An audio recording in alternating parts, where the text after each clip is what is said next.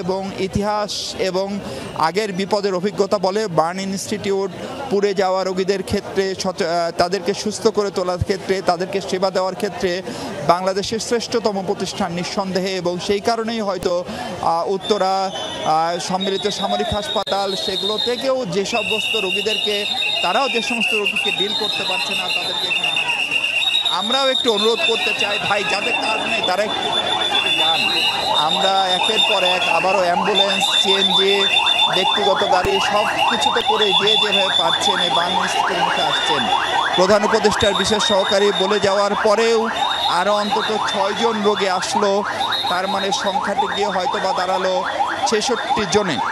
এই হাসপাতালে আজকের যে আগের রোগী মাথায় রাখতে হবে, সেই রোগীদেরকেও বের করে দেওয়ার তো কোনো সুযোগ নেই, কারণ তারাও পুড়ে যাওয়া রোগী এবং সারা দেশ থেকে পুড়ে যাওয়া রোগীরা এই হাসপাতালে আসে, এই হাসপাতালেই বেশি রোগী আসে। এবং আরেকটি বিষয় একটু জানতে চাই, প্রচুর আহতের খবর তো আমরা জানাচ্ছিলাম, মিশু আপনি একটু আমাদেরকে জানাবেন এখন পর্যন্ত কতজন নিহত হয়েছে কিংবা নিহতের কোনো খবর নির্দিষ্ট করে জানা গেছে কিনা?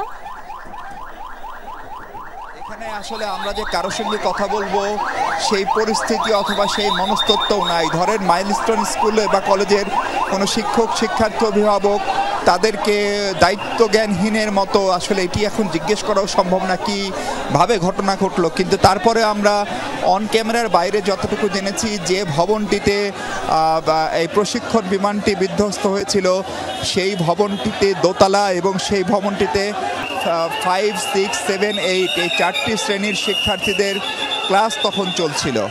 অর্থাৎ যারা 5 মানে হচ্ছে ধরেন 10 থেকে 13-14 বছরের বাচ্চারা ছিলেন, তাদের শিক্ষকরা ছিলেন, অফিসের স্টাফরা হয়তো ছিলেন। সুতরাং যারা বেশি আহত, যারা পুড়ে গেছেন, যারা গুরুতরভাবে আহত হয়েছেন, অগ্নিদগ্ধ, তারা সবাই 5ম শ্রেণী থেকে 8ম শ্রেণীর শিক্ষার্থী। ফলে এই বয়সে যে জীবনটা দিয়ে তারা আসলে জ্বলে উঠবেন মানুষের জন্য, দেশের জন্য, নিজের জন্য, তরতাজা সেই শিক্ষার্থীগুলো, সেই শিশুগুলো এখন কাতরাচ্ছেন। তাদের কেউ কেউ ধারণা করা হচ্ছে চিকিৎসকদের ভাষ্য অনুযায়ী তারা কেউ কেউ জীবন মৃত্যুর সন্ধিক্ষণে, কারো কারো হয়তো বা শ্বাসনালী পুড়ে গেছে, কারো শরীরের 30% থেকে শুরু করে 80% পর্যন্ত পুড়ে গেছে বলে চিকিৎসকরা আমাদেরকে প্রাথমিকভাবে ধারণা দিয়েছেন। আমরা দেখেছি এখানে যারা এসছেন যে 66-67 জন, তাদের অনেকের শরীরে রক্তক্ষরণ হচ্ছে এবং চামড়া পুড়ে যাওয়ায় প্রচুর পরিমাণে রক্তের দরকার হয়। ফলে সন্ধানী থেকে শুরু করে বিভিন্ন মেডিকেল কলেজের, মেডিকেল হাসপাতালের যে সমস্ত রক্তদাতা সংগঠন, বিশ্ববিদ্যালয়ের, তারা এখানে এসে জড়ো হয়েছেন। তারা যারা রক্ত দিতে চান তাদের কাছ থেকে রক্তের জন্য দাবি জানাচ্ছেন, প্রার্থনা জানাচ্ছেন, তাদের তালিকা করা হচ্ছে এবং সেই তালিকা অনুযায়ী রক্তের ব্যবস্থা করা হচ্ছে। ফলে এখন পর্যন্ত চিকিৎসার প্রস্তুতি এবং এই বার্ন ইনস্টিটিউটে আসার পরে হাসপাতালের প্রস্তুতি, সরকারের তৎপরতা, সেটি নিয়ে সম্ভবত এখনই গুরুতর অভিযোগ তোলার অবহেলা। মিশু আপনি যেহেতু সেখানে আছেন, আপনি খবর সংগ্রহ করতে থাকুন। আমরা দেখছি সেখানে কিছুক্ষণ পরপর রোগী আসছে। আমরা একটু উত্তরা আধুনিক হাসপাতালের চিত্র দর্শকদের জানাতে চাই। আপনি থাকুন মিশু। আমাদের সহকর্মী শামীম রেজা আছেন উত্তরা আধুনিক হাসপাতালে। আমরা একটু দেখব যে আসলে সেখানকার কি পরিস্থিতি। জাতীয় বার্ন ইনস্টিটিউটে ইতোমধ্যে আরেকজন রোগী এসেছে দর্শক, আমরা দেখছিলাম, এবং উত্তরায়ও ইতোমধ্যে 60 জনের বেশি রোগী ভর্তি করানো হয়েছে। আমরা বিভিন্ন সূত্রে সেটি জানতে পেরেছি। সহকর্মী শামীম রেজা উত্তরা আধুনিক হাসপাতালে আছেন। শামীম, আপনি যদি আমাকে শুনতে পেয়ে থাকেন একটু জানাবেন। আমরা দেখছিলাম বেশ কিছু স্কুল কলেজের শিক্ষার্থীরাও ইতোমধ্যে সেখানে যোগ দিয়েছেন, যাতে করে যে সকল রোগীকে নেওয়া হচ্ছে যাতে নির্বিঘ্নে নিয়ে যাওয়া হয়। কি অবস্থা দেখছেন এখন পর্যন্ত, কতজন রোগী ভর্তি হয়েছে এবং কোনো নিহতের খবর আপনি পেয়েছেন কিনা একটু জানাবেন।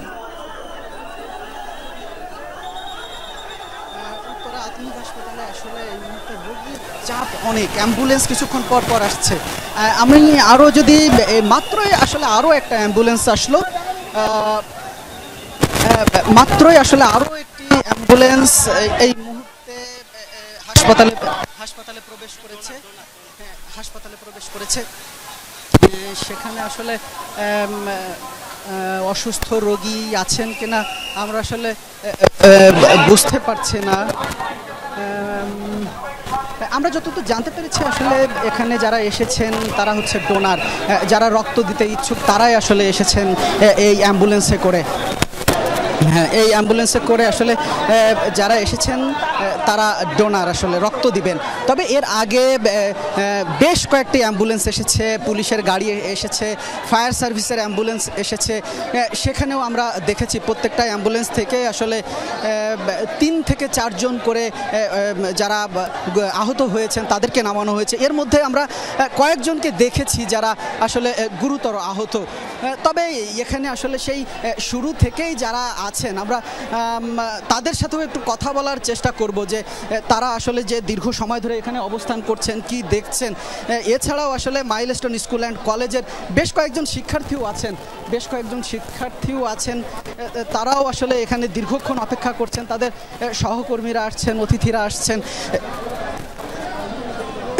তারা আসলে এখানকার পরিস্থিতিটাও আসলে ভাষায় প্রকাশ করার মতো না।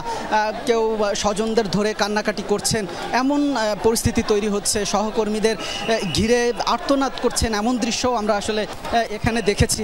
তবে আমরা এখন একটু আসলে ওই সময় ক্যাম্পাসে অবস্থান করছিলেন যেসব শিক্ষার্থীরা, তেমন কয়েকজন শিক্ষার্থীর সাথে আসলে আমরা একটু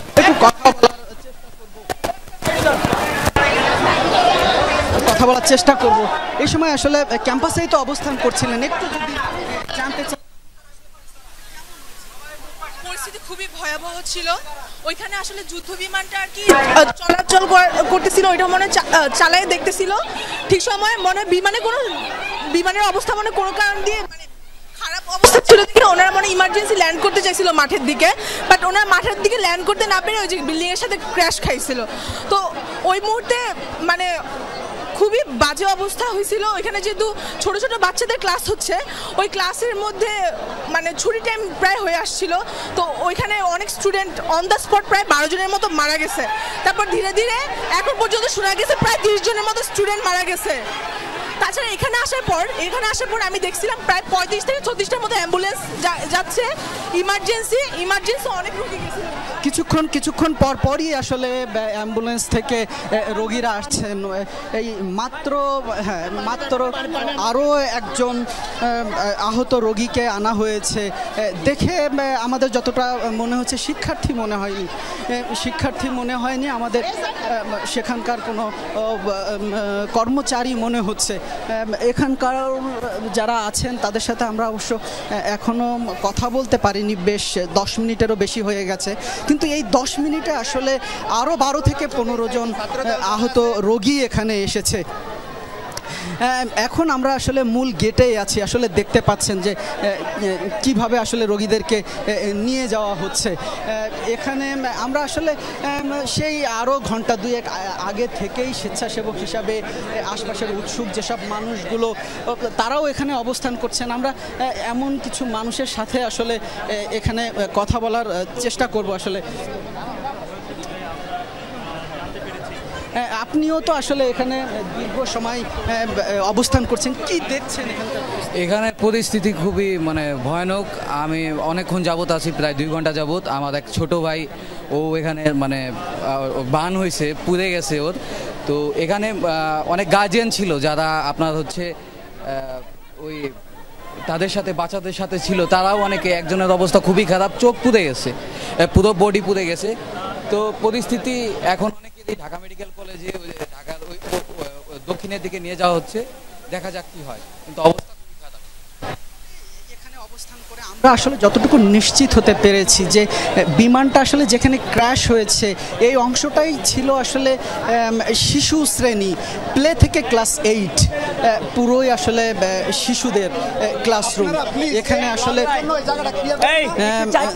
এ কারণেই আসলে হতাহতের সংখ্যাটা বেড়েছে এমনটাই বলছেন, এবং চিকিৎসকরাও বলছেন যে আসলে এখানে যেসব শিক্ষার্থীদের আনা হচ্ছে যাদের বেশিরভাগই আসলে শিশু, কারণ এখানে প্লে থেকে ক্লাস 8-এর যে অংশটা, এই অংশেই আসলে এই বিমানটা বিধ্বস্ত হয়। আপনি সেখানে থাকুন, আমরা বেশ কিছু প্রত্যক্ষদর্শীর কথাও শুনছিলাম। শামীম, আপনি থাকুন, আমরা একটু আহমেদ রেজার কাছে যেতে চাই। তিনি তো স্পটেই আছেন, তিনি আমাদেরকে একটু আগেও দেখাচ্ছিলেন। রেজা, আমরা কিছুক্ষণ আগে দেখছিলাম যে প্রশিক্ষণ বিমানটি বিধ্বস্ত হয়েছে, তার আগুন তো নিয়ন্ত্রণে আনা হয়েছে, ধ্বংসাবশেষ সরানোর যে কাজ সেটি আমরা দেখছিলাম। আপনি একটু আমাদেরকে সেখানকার অবস্থা আরো বিস্তারিত করে জানাবেন রেজা।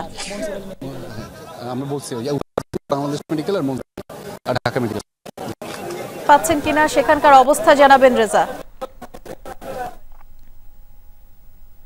আমরা সরাসরি সেখানকার দৃশ্য দেখতে পাচ্ছি, যেমনটি দেখছি সেখানে সেনাবাহিনীর সদস্য থেকে শুরু করে যারা আইন শৃঙ্খলা বাহিনীর সদস্য, ফায়ার ব্রিগেডের সদস্য তারাও যোগ দিয়েছেন এই উদ্ধার কাজে। এবং কিছুক্ষণ আগেই আমরা জানতে পেরেছি বিমানটির যে ধ্বংসাবশেষ রয়েছে, প্রশিক্ষণ বিমানটিতে তো আগুন লেগে গিয়েছিল, সেই আগুন নিয়ন্ত্রণে আনা হয়েছে। যে ধ্বংস